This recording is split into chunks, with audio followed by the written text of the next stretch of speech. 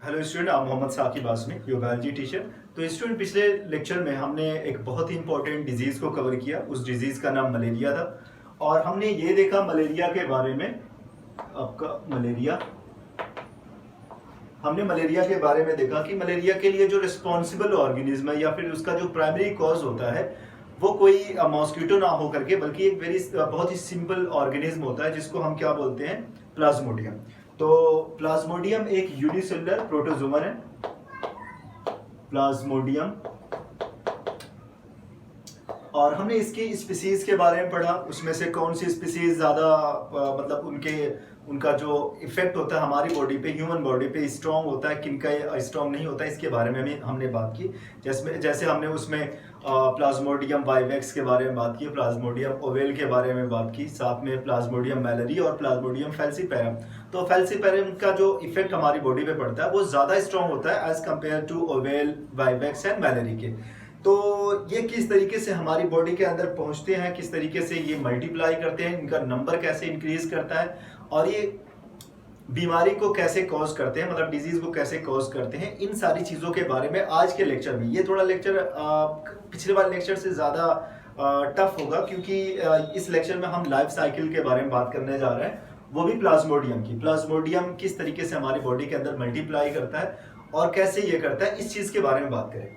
तो सिंपली ये होता है ना कि एक इंसान जो होता है, और ये एक इन्फेक्शियस डिजीज है, ये भी हम जानते हैं कि ये एक इन्फेक्ट करता है, मतलब कि ये डिजीज एक आदमी से दूसरे आदमी में ट्रांसमिट होती है, बट इनडायरेक्टली ट्रांसमिट होती है, डायरेक्ट ये ट्रांसमिट नहीं होती। इसको जरूरत होती है एक वेक्टर की। तो कोई भी चीज होगी, जैसे जो इनडायरेक्टली ट्रांसमिट होते हैं ना डिजीज, जो जिनका ट्रांसमिशन इनडायरेक्टली होता है, उनके लिए रिस्पॉन्सिबल कोई चीज होती है, दूसरी चीज होती है वो उनको ट्रांसमिट कैरियर का काम करती है।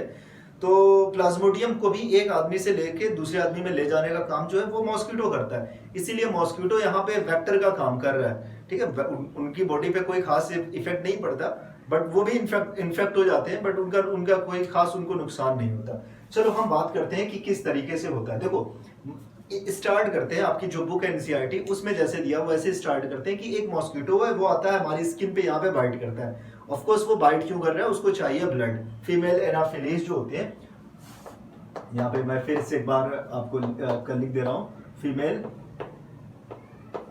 एनाफिलीज, ये वो मॉस्किटो है जो आता है हमारे ऊपर बैठता है, बाइट करता है, और बाइट कर रहा है वो ब्लड के लिए बाइट कर रहा है। और जब वो ब्लड सक कर रहा है हमारी बॉडी से, जब ब्लड को निकालता है तो साथ ही साथ कुछ केमिकल अपनी बॉडी से हमारी बॉडी के अंदर भी डालता है, ताकि उस पार्ट में ब्लड क्लॉटिंग ना हो, और कुछ और भी रीजन हो सकते हैं। कुछ केमिकल वो हमारी बॉडी के अंदर इंजेक्ट करता है साथ ही साथ। तो होता क्या है ना कि जब वो केमिकल को हमारी बॉडी के अंदर थोड़ा सा ज्यादा लेता है, बहुत थोड़ा सा केमिकल हमारी बॉडी के अंदर डाल देता है, तो उस डले हुए केमिकल के अंदर स्पोरोजोइड्स होते हैं। ये मॉस्किटो है, मॉस्किटो ने बाइट किया, हमारी बॉडी के अंदर क्या आ गया, स्पोरोजोइड्स। अब ये स्पोरोजोइड्स क्या है, ये स्पोरोजोइड्स समझ लो कि स्पोर है, छोटे छोटे जो समझ लो मॉस्किटो जो होते हैं ना, उनके अंडे की तरह से, वो उनके अंदर एबिलिटी होती है कंप्लीट ऑर्गेनिज्म को बनाने की। स्पोर मतलब आप समझ रहे हो, बिना फर्टिलाइजेशन के ये कंप्लीट ऑर्गेनिज्म को बनाने की जो एबिलिटी रखते हैं उनको हम स्पोरोजोइड कहते हैं। तो ये समझ लो, अभी हम ये समझे कि बस ये स्पोर किसके हैं, आपके प्लाज्मोडियम के स्पोर है। अब ये स्पोर ब्लड में आए, ऑफ कोर्स वो ब्लड में ही उसने रिलीज किया था, ये ब्लड में आए, ब्लड से ये कहां पे पहुंचते हैं, लिवर के पास पहुंचते हैं, और लिवर की जो सेल होती है जिसको हम हेपेटोसाइट सेल कहते हैं, मतलब हेपेटोसाइट कहते हैं, उनकी सेल को इन्फेक्ट करते हैं, और वहां से ये फूड लेते हैं, धीरे धीरे मेच्योर होने लगते हैं। अब जो स्पोरोजाइट की सेल है, जब ये मेच्योर होती है, साइज में इंक्रीज करती है। स्पोरोजाइट जो छोटे छोटे थे, इनका शेप इस तरीके का स्पिंडल शेप, ठीक है ना, ऐसे इस तरीके का इनका शेप था। अब ये जब यहाँ पे पहुंचेंगे, लिवर के अंदर पहुंचेंगे, लिवर की सेल के अंदर, मतलब अब मैं यहाँ पे बना देता हूँ कि एक सेल है, ये सेल है, सेल के अंदर ये पहुंच गए, सेल के अंदर पहुंच गए। अब जब सेल के अंदर पहुंचते हैं तो ये धीरे धीरे साइज में बड़े होने लगते हैं, ये ऐसे साइज में बड़े होने लगते हैं, और इनका जो शेप होता है वो भी चेंज हो जाता है। पहले ये स्पिंडल शेप के थे, अब ये सर्कुलर शेप के हो गए, ऐसे अंदर आने के बाद ये सर्कुलर शेप के हो गए। अब जब ये सर्कुलर शेप के हो गए और पहले से साइज में बड़े हो गए, तो हम इस सेल को क्या, और इनके अंदर ढेर सारे न्यूक्लियस भी बन जाते हैं। न्यूक्लियस का मतलब एक ऐसी सेल जिनके अंदर ढेर सारी और सेल का फॉर्मेशन हो रहा होता है, जो मल्टीप्लाई कर सकती है, जो रिप्रोडक्शन कर सकती है। तो उस सेल को हम यहाँ पे कहते हैं साइजोन सेल। तो ये जो सेल है वो साइजोन्ट हो गई, ठीक है। स्पोरोजोइड अब साइज में बड़ी हो गई, हम और मल्टीप्लाई करने जा रही है, इसलिए हमने क्या कहा, उसको साइजोन्ट कहा। इसको हम यहाँ पे बाहर ऐसे बना लेते हैं। अब इस सेल के अंदर भी ढेर सारी छोटे छोटे सेल ऑलरेडी बन चुकी है, बस सेल के बस्ट करने की जरूरत है। मतलब अब ये मल्टीपल फिशन करेगी और सारी की सारी सेल क्या आ जाएगी, बाहर आ जाएगी। और जो नई सेल बनी है, जो साइजोन्ट से जो नई सेल निकली हुई है, उस सेल का हमने नाम क्या रखा, मीरोजोइड। मीरोजोइड्स। तो ये बन गया आपका मीरोजोइड। तो स्पोरोजोइड से साइजोन्ट वाली स्टेज में आई, साइजोन्ट वाली स्टेज से ये कहां पे पहुंचे, मीरोजोइड्स बन गए। ढेर सारे मीरोजोइड्स निकले, छोटे छोटे ढेर सारे मीरोजोइड निकले। किसके अंदर थे, हेपेटोसाइट। जो आपका ये सारा काम कहां पे हो रहा है, ये बड़ी वाली सेल के अंदर, जो सेल लिवर की जो सेल है वहां पे। मतलब सबसे पहले इन्फेक्शन जो हुआ है मलेरिया के, जो स्पोरोजोइड आए हैं, सबसे पहले इन्होंने इन्फेक्शन कहां पे स्टार्ट किया, इन्होंने लिवर की सेल को इन्फेक्ट किया। और लिवर की सेल में पहले गए, इन्होंने साइज को बढ़ाया, उसके बाद ये मीरोजोइड्स की फॉर्म में बस्ट हो गए और ढेर सारे बन गए। और पूरी सेल को क्या करते हैं, उसमें से फूड लेते हैं, और पूरी की पूरी सेल जो होती है, लिवर की जो कंप्लीट जो सेल होती है, उसको बस्ट कर वो सारी सेल पूरी फट जाती है वहां पे। और यहाँ वहां से ये निकलते हैं, मीरोजोइड से निकलते हैं। अब उसके बाद फिर ये वो कहां पे आते हैं, ब्लड में वापस आते हैं। ये ब्लड में आते हैं। अब ब्लड के अंदर इनको क्या मिलता है, ब्लड के अंदर इनको मिलता है आरबीसी। स्पोर जो होते हैं ना, स्पोरोजोइड होते हैं, इनका इफेक्ट ब्लड की सेल पे नहीं पड़ता, आरबीसी पे कोई इनका इफेक्ट नहीं पड़ता। इनका आरबीसी पे इफेक्ट नहीं पड़ता।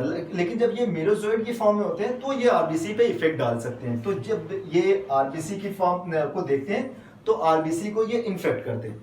अब आरबीसी से ये क्या करते हैं, फूड को निकालते हैं, और ये साइज में फिर से बड़े होने लगते हैं। मीरोजोइड्स क्या होने लगते हैं, साइज में फिर से बड़े होने लगते हैं। ये अब इस बार इन्होंने क्या किया, फूड कहां से लेना शुरू कर दिया, आरबीसी से लेना शुरू कर दिया। आरबीसी के पास आपको पता है, आरबीसी के पास पाए जाते हैं हीमोग्लोबिन। ये स्पेशली किसको फीड करते हैं, हीमोग्लोबिन। आरबीसी की हीमोग्लोबिन को इन्होंने फीड करना शुरू कर दिया। अब ये साइज में और फिर से पहले की तरह से, क्योंकि ये छोटे थे, बहुत ज्यादा छोटे थे, अब साइज में फिर से बड़े हो गए। इनको हम बोलते हैं ट्रोफोजोइड्स। तो ये याद रखें कि जब हम ब्लड टेस्ट कराते हैं ना, तो किस कंडीशन में आपको मलेरिया के जो सिम्टम्स आते हैं, वो ट्रोफोजोइड्स वाले कंडीशन में आते हैं। जब ये फीड करता है ना, जब उनको खाना शुरू करता है, क्या नाम है, आरबीसी के हीमोग्लोबिन को फीड करना शुरू करता है, तो उसमें जो हीमोग्लोबिन में से जो हीम होता है वो बाहर निकलता है, और कुछ केमिकल के साथ रिएक्शन करके, ये पिछली बार भी मैंने बताया था इसके बारे में, हीमोजोइन नाम के केमिकल में कन्वर्ट हो जाता है। और ये जैसे ही हीमोजोइन नाम का केमिकल बनेगा, ठीक है ना, या केमिकल अभी, क्योंकि ये आरबीसी के अंदर है, आरबीसी के अंदर ट्रोफोजोइड है। ट्रोफोजोइड क्या कर रहा है, आरबीसी को खा रहा है, और उसके अंदर आरबीसी के अंदर खा रहा है, और साथ ही साथ ये रिप्रोडक्शन भी कर रहा है। दोनों काम है, उससे खा भी रहा है, रिप्रोडक्शन भी कर रहा है। जब खा रहा है तो इसका मतलब हीमोजोइन भी साथ साथ में बन रहा है। तो उसी आरबीसी के अंदर दो चीजें साथ में बन रही हैं। एक तो ये मल्टीप्लाई करता है, ठीक है। अब ये क्या करेगा, आरबीसी इसको फिर से एक नई जगह मिल गई, जहां आरबीसी के अंदर, ये आरबीसी के अंदर फूड इनको मिल गया, तो फूड मिलेगा, साइज में इंक्रीज करेंगे, इनको ऐसी जगह मिल गई जहां पे ये रिप्रोडक्शन कर सकते हैं। तो ये ऑफकोर्स ये रिप्रोडक्शन करना इन्होंने शुरू किया। फिर से एसेक्सुअली और मल्टीपल फिशन करते हैं, मतलब ये वाला, जैसे अभी यहाँ पे मल्टीपल फिशन हुआ था, जिसको हम साइजोगोनी बोलते हैं, वो मल्टीपल फिशन फिर से करते हैं, और दो टाइप की सेल बनाते हैं, दो चीजें बनाते हैं, मतलब सेल वही बनाएंगे, फिर से क्या बनाएंगे, ढेर सारे बनेंगे, और फिर से ये बनाते हैं मीरोजोइड्स, ये बनाते हैं मीरोजोइड्स, ये उन्होंने बना लिया मीरोजोइड्स। और साथ ही साथ जो फूड खा रहे हैं और बचा हुआ मटेरियल जो है, हीम है, क्या बच जा रहा है, ये हीम बच जा रहा है, और हीम कुछ रिएक्शन के बाद किस में कन्वर्ट हो जा रहा है, हीमोजोइन में कन्वर्ट हो जा रहा है। इसका मतलब मेरोजोइड्स के साथ साथ ये क्या प्रोड्यूस कर रहे हैं, हीमोजोइन को भी प्रोड्यूस कर रहे हैं, राइट इट हियर, हीमोजोइन को भी ये प्रोड्यूस कर रहे हैं। अब उस सेल के अंदर, आरबीसी के अंदर दो चीजें बन रही है, एक तो मल्टीपल फिशन कर रहे हैं जिससे मेरोजोइड्स बन रहे हैं, और कौन सा केमिकल इकट्ठा हो रहा है, हीमोजोइन केमिकल इकट्ठा हो रहा है आरबीसी के अंदर। बट अभी पैक है, आरबीसी के अंदर पैक है, लेकिन जब पूरी तरह से आरबीसी के अंदर ढेर सारा बन जाता है तो आरबीसी भी बस्ट हो जाती है। यहाँ पे बस्ट हो जाएगी आरबीसी, यहाँ तक बस्ट हो जाएगी, और सारा केमिकल बाहर निकल जाएगा, ब्लड में आ जाएगा, और तुरंत आपको क्या होगा, हीमोजोइन केमिकल जैसे ही आरबीसी में से सिक्रीट होगा तो आपको कपकपी के साथ जो बुखार आता है ना, ठंड लगने वाला जो बुखार आता है, वो देखने को मिलेगा, जो आपको 48 घंटे या 72 घंटे के अंदर जो उनका स्ट्रोक होता है, मलेरियल पैरोक्सिज्म जो होता है, वो देखने को मिलता रहता है, ठीक है ना। लगेगा कि ठीक हो गई बीमारी, और कभी कभी लगता है कि फिर से फीवर आ गया, तो वो वाली कंडीशन। अब यहाँ तक की लाइफ साइकिल देखो, मलेरिया की जो लाइफ साइकिल होती है वो दो जगहों पे कंप्लीट होती है। एक तो यहाँ तक तो अभी ह्यूमन के अंदर है, ठीक है ना, और उसके बाद जो कंप्लीट इनके, इसे दो होस्ट की जरूरत होती है। जैसे कि इनकी जो लाइफ होती है ये सिर्फ एक जगह पे कंप्लीट नहीं हो पाती। आधी लाइफ ये समझ लो कि कंप्लीट करते हैं ह्यूमन के अंदर, आधी लाइफ ये मॉस्किटो के अंदर कंप्लीट करते हैं। तो मतलब इनको दो होस्ट की जरूरत पड़ती है, एक तो हो गया ह्यूमन और दूसरा हो गया मॉस्किटो। अभी ये पूरी तरह से कंप्लीट नहीं हुए हैं, ठीक है। मॉस्किटो किसके लिए जरूरी है, इस प्लाज्मोडियम के लिए, तो दो होस्ट की जरूरत पड़ गई। अभी यहां तक हमने बात की, तो ये हमने ह्यूमन के बारे में बात की, स्पोरोजोइट्स ह्यूमन में रिलीज कर दिए, उनके ब्लड में गए, इस तरह से करते हुए यहां तक हमने देखा। ठीक से आप लोग नोट करते रहें, कॉपी में लिखते रहें, जो भी मैं बता रहा हूं उन सारी चीजों को नोट करें। नहीं समझ में आ रहा है, एक बार फिर से पीछे जाके आप उसे नोट कर लेंगे, आसानी से समझ में आ जाएगा। बड़ी मेहनत लगी है, सारी चीजों को एक बार देखना पड़ता है, फिर वीडियो बनाना, एडिट करना, थोड़ा सा मेहनत लग जाती है। तो आप लोग कम से कम एक बार अच्छे से नोट्स बना लेंगे तो दोबारा आपको मेहनत नहीं करनी पड़ेगी, आपकी समझ में एक बार आना चाहिए। अब ओके, ये ह्यूमन के अंदर है। देखो मेरोजोइड्स जो है ना, अब ये मेरोजोइड्स और भी आरबीसी होंगे, सिर्फ वहां पे 2-4 आरबीसी तो है नहीं, बहुत ढेर सारे आरबीसी है। अब इसमें से 50% मेरोजोइड्स क्या करेंगे, वापस जाके दूसरे आरबीसी को इन्फेक्ट करेंगे, और फिर से कौन सा काम होगा, फिर से जाके वो आरबीसी के अंदर जाएंगे, उनके अंदर मल्टीपल फिशन करेंगे, उनके अंदर क्या नाम है, हीमोजोइन को प्रोड्यूस करेंगे, फिर बस्ट करेंगे, ये वाली कंडीशन। लेकिन 50%, क्योंकि फूड जो होता है ना, आरबीसी के अंदर जो फूड होता है ना, वो उतना नहीं होता कि आप सारे के सारे मेरोजोइड्स को ये फूड प्रोवाइड कर सके। कुछ मेरोजोइड्स क्या कहते हैं कि कुछ मेरोजोइड्स जो होते हैं वो कहते हैं यार, जब फूड फिर सिर्फ 50% के लिए है, तो जो नए वाले जो बन रहे हैं ना, जो नए वाले मेरोजोइड्स बनेंगे, उनको उनसे कह देते हैं कि वो मेरोजोइड ना बन के गैमेटोसाइड बन जाए, वो किसी और में चले जाएंगे तो वहां पे उनको फूड मिल जाएगा। बस एक एनाफिलीज को बाइट करना है, एनाफिलीज आएगा, इनको भी ले जाके किसी दूसरे आदमी के अंदर डाल देगा, फिर उसके अंदर स्टार्ट हो जाएगा। तो कुछ होते हैं 50% जो मेरोजोइड्स होते हैं वो किस फेज में चले जाते हैं, गैमेटोसाइड फेज में चले जाते हैं। मतलब ये गैमेटोसाइड बनाते हैं, गैमेटोसाइड बनाते हैं। और दो टाइप के गैमेटोसाइड बनेंगे, एक तो होता है आपका माइक्रो गैमेटोसाइड, जो कि आपका मेल होता है, साइज में छोटे होते हैं तो मेल होता है, और एक मैक्रो गैमेटोसाइड। अब ये किस में बदल गए, यहां पे गैमेटोसाइड जो है ह्यूमन के अंदर 50% मेरोजोइड्स ने जाके दूसरे आरबीसी को इन्फेक्ट किया, बाकी जो 50% है वो माइक्रो गैमेटोसाइड में और मैक्रो गैमेटोसाइड में वो कन्वर्ट हो गए। अब ये जो माइक्रो गैमेटोसाइड और मैक्रो गैमेटोसाइड है, ऐसे ही पड़े रहेंगे बॉडी के अंदर, इनको फूड नहीं मिलेगा, किसी चीज की जरूरत नहीं रहेगी, ऐसे ही बस पड़े रहेंगे। कोई दूसरा मॉस्किटो आएगा, इनको इनटेक करेगा। दूसरा मॉस्किटो आया, वो मॉस्किटो इन्फेक्टेड नहीं था, किसी को उसने काटा नहीं था, पहली बार आया है, अभी कुछ ही दिन पहले पैदा हुआ, धीरे धीरे अभी 1-2 दिन में बड़ा हुआ है। अब क्या करता है, आता है, आके उसको बाइट करता है, उस आदमी को बाइट करता है जिसको ऑलरेडी ये मलेरिया हो चुका है। तो वो जब बाइट करेगा ना तो सारी चीजों को लेगा, ब्लड को लेगा, ब्लड में मीरोजोइट्स भी आएंगे, हीमोजोइन भी आएगा, बाकी सारे केमिकल भी आएंगे, गैमेटोसाइड भी आएगा, सारे केमिकल आएंगे, क्योंकि ये देखो मीरोजोइट्स उनके अंदर है, हीमोजोइट्स है, गैमेटोसाइड है, और भी केमिकल है, सब आएंगे। लेकिन सारे के सारे उसके अंदर पहुंचने के बाद, उस मॉस्किटो में पहुंचने के बाद सारी की सारी चीजों को वो मॉस्किटो क्या करता है, डाइजेस्ट कर देता है, एक्सेप्ट गैमेटोसाइड को, मतलब माइक्रो गैमेटोसाइड एंड मैक्रो गैमेटोसाइड। ये दोनों गैमेटोसाइड डाइजेस्ट नहीं होते। ये दोनों गैमेटोसाइड जैसे ही उस दूसरे फीमेल एनाफिलीज के अंदर पहुंचते हैं, तुरंत उनके अंदर जाने के बाद ये क्या करते हैं, फर्टिलाइज हो जाते हैं। किसके अंदर? अब ह्यूमन के अंदर नहीं रहे, अब ये मॉस्किटो के अंदर पहुंच गए, उनके अंदर जाके फर्टिलाइज होते हैं और किसमें कन्वर्ट हो जाते हैं, जाइगोट में बदल जाते हैं। ये बन गया आपका जाइगोट, फर्टिलाइजेशन हुआ, जाइगोट बन गया। बट ये रिएक्शन कहां पे हो रहा है, ये प्रोसेस कहां पे हो रहा है, ये प्रोसेस आपका मॉस्किटो के अंदर हो रहा है। अब जाइगोट जो है वो उस साइट में चेंज होंगे, थोड़ा सा जगह कम पड़ रही है, उस साइट में कन्वर्ट होंगे, मतलब अपना साइज बढ़ाएगा, इनके अंदर ढेर सारे क्या बनेंगे, छोटी छोटी सेल बनेगी, और ये सेल मल्टीप्लाई करके मल्टीपल फिशन के जरिए क्या बना लेंगे, स्पोरोसाइट्स बना लेंगे। फिर से क्या बन जाएगा आपका स्पोरोजोइट्स बन जाएंगे। ओके, तो ढेर सारे यहाँ पे मल्टीपल फिशन, देखो 2-3 जगहों पे मल्टीपल फिशन होता है। यहाँ पे आपका मल्टीपल फिशन देखा जाता है, मल्टीपल फिशन यहाँ पे आपका देखा गया। मल्टीपल फिशन आपका यहाँ पे जब मीरोजोइट्स है, इन्होंने जब ये बस्ट हुए तो यहाँ पे मल्टीपल फिशन हुआ, और ट्रोफोजोइट्स ने यहाँ पे मल्टीपल फिशन किया। तो 2-3 जगहों पे आपको मल्टीपल फिशन देखने को मिलेगा। लेकिन स्पेशली हम देखें तो ह्यूमन के अंदर एसेक्सुअल रिप्रोडक्शन होता है, बट इनके अंदर सेक्सुअल रिप्रोडक्शन होता है, क्योंकि male gamete and female gamete, और फर्टिलाइजेशन का प्रोसेस यहाँ पे होता है, फर्टिलाइजेशन।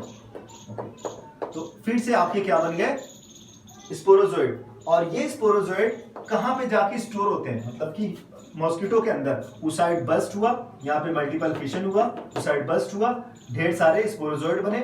स्पोरोजोइड उनकी सैलिवरी ग्लैंड में जाके स्टोर हो जाते हैं। किसकी सैलिवरी ग्लैंड में?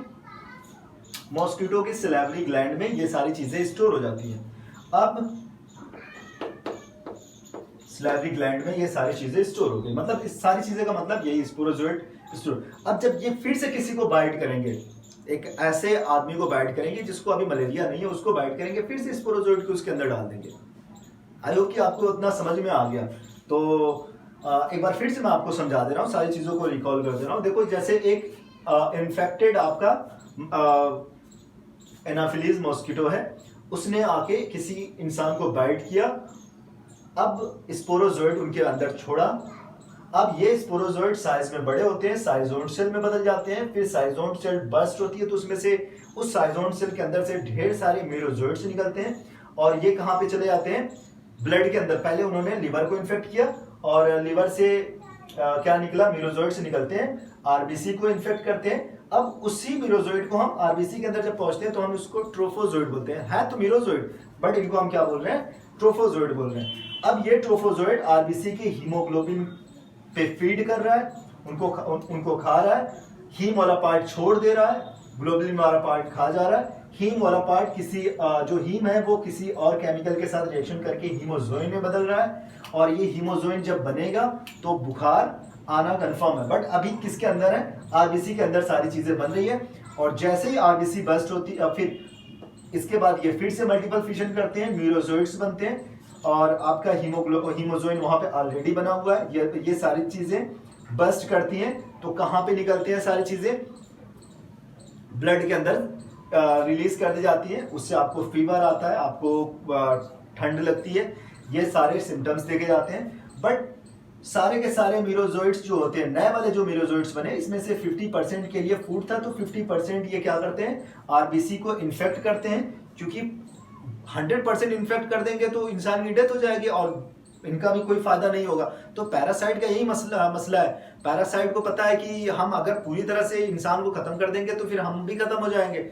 तो उनको पता है, ये नेचर ने उस तरह से बना दिया कि 50% फूड लेंगे, 50% क्या करेंगे, नेक्स्ट वाले में ट्रांसफर होने की कोशिश करेंगे, एक से दूसरे के अंदर जाएंगे, उसके अंदर फूड।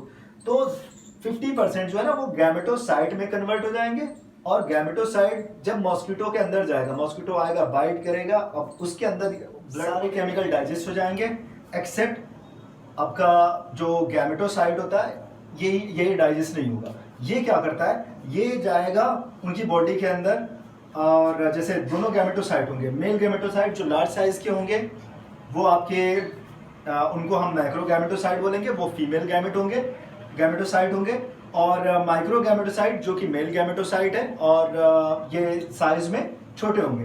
अब ये दोनों जाके इंटेस्टाइन में, किसके इंटेस्टाइन में, मॉस्किटो के इंटेस्टाइन में जाके फर्टिलाइज होंगे, जाइगोट में चेंज होंगे, फिर जाइगोट किस में चेंज हो जाएगा, उस साइड में, मतलब एक मल्टीपल सेल वाली कंडीशन बनाता है जिसमें मल्टीपल फिशन होता है, और फिर उससे जो बनते हैं वो आपके वही पुराने जो आपने पहले पढ़ा हुआ था स्टार्टिंग में स्पोरोजोइट्स के बारे में। ये है, तो यहाँ तक आई होप कि समझ में आ गया, स्पोरोजोइट्स बनेंगे। अब ये जो मॉस्किटो अब ये वाला मॉस्किटो जिसके अंदर कंप्लीट स्पोरोजोइट्स बन गए हैं, अब ये जिसको बाइट करेंगे उसके अंदर उसको ये इन्फेक्ट कर देंगे।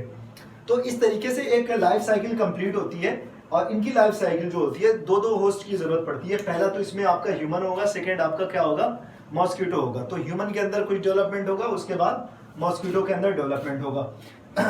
तो ह्यूमन के अंदर एक पहले भी बताया, ह्यूमन के अंदर सेक्सुअल रिप्रोडक्शन होगा, और मॉस्किटो के अंदर ह्यूमन के अंदर एसेक्सुअल रिप्रोडक्शन होगा, और मॉस्किटो के अंदर सेक्सुअल रिप्रोडक्शन होगा। कैसे? क्योंकि यहाँ पे फर्टिलाइजेशन देखा जा रहा है, and fertilisation is the characteristic of sexual reproduction. I hope कि यहाँ पे समझ में आ गया। अच्छा, एक क्वेश्चन था कि प्लाज्मोडियम फैल्सीपेरम,